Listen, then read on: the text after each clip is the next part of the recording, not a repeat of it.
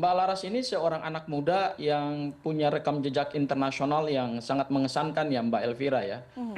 Lulusan dari S1 S2 London School of Public Relations, kemudian juga beberapa tahun menimba pengalaman di Dubai, kemudian pernah magang juga di Kedutaan Besar Amerika di Jakarta, dan kemudian setelah itu beliau diterima untuk membantu AIPA ASEAN sebagai staf komunikasi ya. Dan sudah beberapa tahun ini Mbak Laras sangat aktif sekali dalam forum-forum AIPA ASEAN, dan dalam usia yang sangat muda, umur masih 26 tahun, sudah punya jenjang pendidikan master dalam bidang komunikasi dan pengalamannya sudah sangat internasional. Nah, Mhm. terkait dengan peran Mbak Laras pada tanggal 29 Agustus 2025, Mbak Laras ini adalah seorang anak muda yang saat itu tergerak karena adanya eskalasi aksi demonstrasi yang dilakukan secara masif di seluruh Indonesia, dan puncaknya itu kan kita tahu bersama tanggal 28 itu meninggalnya seorang supir ojol online eh, yang kemudian mengundang reaksi publik dan kecaman publik yang luar biasa. Dan yang berbicara itu atau yang speak up bahkan secara langsung dalam aksi demonstrasi, kemudian juga lewat sosial media, kan bukan hanya Mbak Laras ya.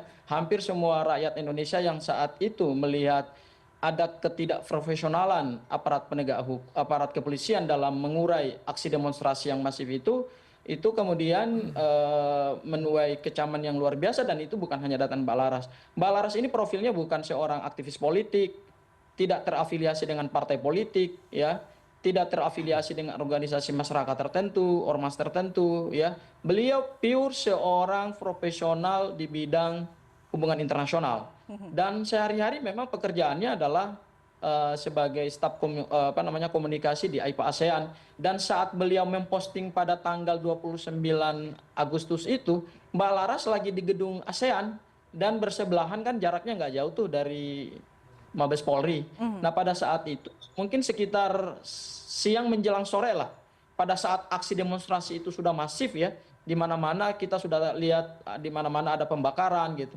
Mbak Laras ini kemudian memposting sebuah story di Instagram dalam bahasa Inggris yang kata-katanya itu dianggap sebagai penghasutan. Memang ada kata-kata membakar gedung Baris Krim Polri, Mabes Polri. Tapi pada saat Mbak Laras diperiksa sebagai tersangka dan kebetulan kami yang dampingi, Mbak Laras memberikan penjelasan bahwa kata-kata itu sebetulnya tidak ditujukan untuk menghasut massa, melakukan mobilisasi massa agar gedung Mabes Polri dibakar, tetapi itu adalah wujud kekecewaannya dia, wujud keprihatinannya dia sebagai anak muda Indonesia yang saat itu melihat carut marutnya penanganan aksi demonstrasi sampai kemudian meninggal pengemudi ojol online. Dan saat itu sebetulnya tujuannya adalah untuk quote and quote ya, meruntuhkan integritas daripada Mabes Polri supaya melakukan perbaikan. Jadi tujuannya sebetulnya mendorong supaya ada perbaikan gitu.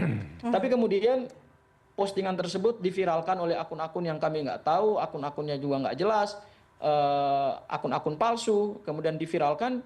Dan saat itu Mbak Laras diancam akan dilaporkan.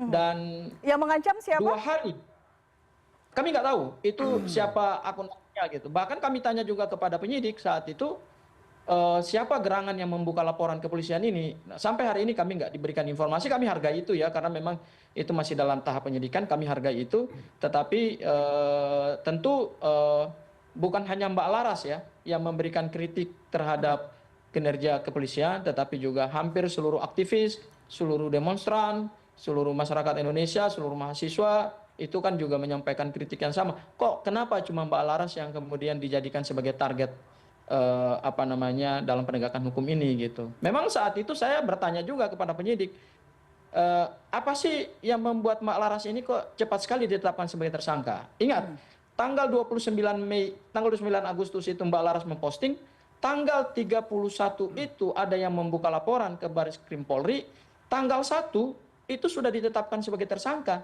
dan tanggal 1 September itu juga sudah dikeluarkan surat perintah penangkapan, dan tanggal 2-nya sudah ditahan. Jadi proses hukumnya begitu cepat. Kami bertanya kepada penyidik, apa sebenarnya latar belakang sih sampai kemudian kok tidak ada tahapan penyelidikan, tidak pernah diminta klarifikasi, katanya keadaannya genting gitu ya. Kami melihat bahwa harusnya keadaan genting itu kan tidak juga Baik. harus meruntuhkan wibawa negara hukum kita. Kita tidak boleh juga menabrak hukum. Seperti itu, Mbak.